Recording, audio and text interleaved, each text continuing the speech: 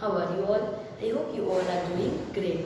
So, today we are going to start with a new FA3 portion. So, let's start with a good thought of the day. Let's see what's the thought. So, our thought is the roots of the education are bitter, but the fruit is sweet. So, the roots are always we feel that this is very this is not good or we are not liking it, but it is actually sweet in future. Now we are studying, we feel very difficult and very hard, but in future it is going to be like a sweet cake, right? So now we are feeling this is the bitter part, but in future it is going to give us a good and better future. So let's start with this thought of the day. आज हम एक छोटी सी story पढ़ने वाले हैं हमारे संस्कारी Bharat chapter से। वो कौन सी है? इट इज़ ऑफ चैप्टर 11 और पुष्प 11 वाल्मीकि ऋषि, पेज नंबर 34। ये किस बात पे कहानी है? ये ऋषि कैसे बने? क्योंकि एक वक्त पहले विश्व के सर्वप्रथम सबसे पहले महाकाव्य के रचयिता हैं वाल्मीकि, यानी ये खुद। लेकिन ये इनका ये सफ़र कैसे शुरू हुआ, आइए देखते हैं। वे अंगीरा गोत्र के थे, ब्राह्मण कुल के पचतेस ऋषि के 10वें पुत्र थे। प्रतिदिन वो संध्या पूजा करते थे, वंदन करते थे, आचार विचार के वो बहुत पवित्र थे। लेकिन वह एक डाकुओं के कुसंग के साथ वे लुटेरे बनते गए। डाकुओं के कुसंग मतलब कि डाकुओं की संगत के साथ वह लुटेरे बनते गए। लूटपाट ही उनका जीवन कार्य बन गया।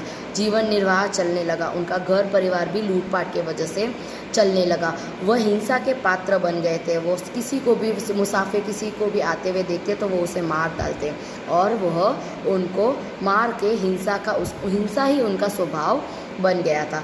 लोग उसे बालिया लुटेरा से पहचानते थे। उनका नाम बालिया लुटेरा पड़ गया जब वो लूटपाट करते थे।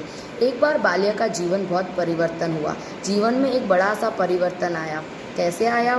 वह जिस रास्ते पे हमेशा लूट किया करते थे उस रास्ते पर एक नारद जी आए तब उन्होंने उनको मिला और उन्होंने लुटेरों को क्या फ़र्क पड़ता है कि कौन है, उन्हें लूटपाट करने से मतलब। उन्होंने नारद जी को दबोच लिया। नारद जी दयालु थे। उन्होंने कहा कि वालिया, तू इस तरह लूटपाट करता है और अपने पाप का धंधा करता है अपना घर चलाने के लिए, तो मुझे ये बता, तू पाप करता है तो क्या इस पाप में तेरे घर वाले हिस्सेदार हैं क्या? तो वह घर जाकर अपने माता पिता, अपने पत्नी सबसे पूछने लगा कि क्या मैं जो पाप कर रहा हूँ घर चलाने के लिए आप लोगों के लिए, तो क्या आप उनका हिस्सा बनेंगे? तो उन्होंने कहा नहीं, इस पाप का हिस्सेदार या इस पाप के भागीदार या इस पाप का जो भी होगा उसके हकदार तो सिर्फ आप ही हो, आप ही इसको भुगतेंगे। तो वह बहुत अचंभित हो गया, उसे बहुत आघात लगा, वो बहुत ही सहम गया कि ऐसा। तो फिर उसने निर्णय लिया और उसने नारद मुनि के उपदेश से भगवान की भक्ति करने लगा। उन्हें तो राम राम कहना भी नहीं आता था। तो उन्होंने, लेकिन उतनी उनकी निष्ठा पक्की थी, उनका जो ध्यान था वो इतना पक्का था। उन्होंने सोच ही लिया था कि मुझे अब ये करना है और मुझे अब ये छोड़ना है। इसीलिए उन्होंने मरा जाप करते करते उनका शरीर बिल में ढक गया। उनका शरीर बिल से पूरा ढक गया था ये जाप करते करते। तब उनको संस्कृत में बिल का मतलब होता है वाल्मीकि, तब उनका नाम वाल्मीकि पड़ा। एक बार ऋषि वाल्मीकि संध्या पूजा करने नदी के किनारे गए।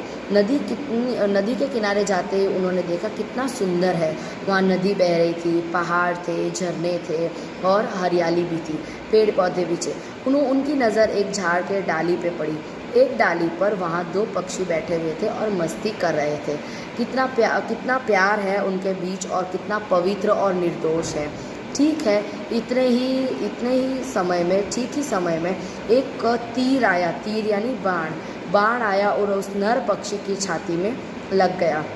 चीखते हुए नर पक्षी गिर गया। धड़ धड़ खून बहने लगा।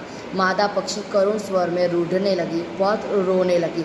इस दृश्य को देखकर वाल्मीकि ऋषि के मुंह में एक श्लोक का पठन हुआ। मा मनीषाद प्रतिष्ठां तव गमं शाश्वतं समा यत्क्रो चमनि नूनानेक मवधि काम मोहितम।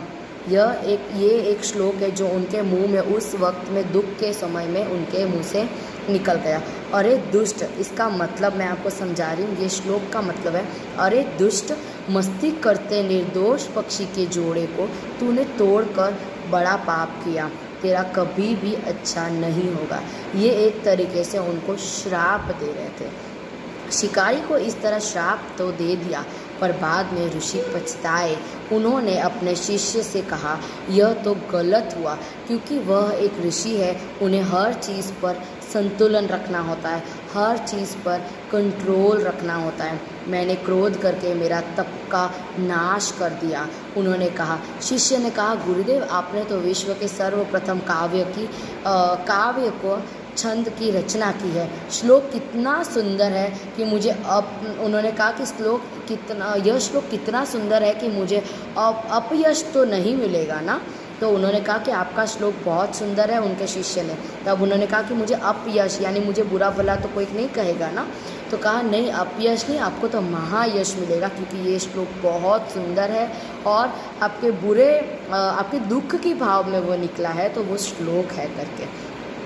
तब ही उनके आश्रम पे वाल्मीकि शोक मगन में बन के शिष्य के साथ अपने आश्रम में गए। उसी दिन उन्हें ब्रह्मा जी मिलने आए। ब्रह्मा जी ने वाल्मीकि को इस छंद में कोई दिव्य विभूति का जीवन चरित्र लिखने कहा। उन्होंने एक बहुत हस्ती या किसी का उन्होंने जीवन चरित्र यानी ऑटोबायोग्राफी लिखने के लिए कहा। वाल्मीकि एकांत में बैठे, कलम हाथ में लिए और नारद जी से सुनी रहे थे। राम कथा लिखने लगे और इसी तरह सर्वप्रथम महाकाव्य की रचना हुई। भारतीय कवि कैसे दीर्घदृष्ट थे कि जिन्होंने भगवान राम की लीला की काव्य रूप दिया। सो इन्होंने वाल्मीकि ने ही काव्य रूप या राम रूप लिखा है। तो ये this is the half part, this is the part 1 of your Sanskari Bharat, this chapter. I will give you the another part in the next lecture. I'll send you the another video in the next class. Till that, please try and read this chapter because this will improve your reading as well as your Hindi. Okay kids, stay safe, take care, goodbye.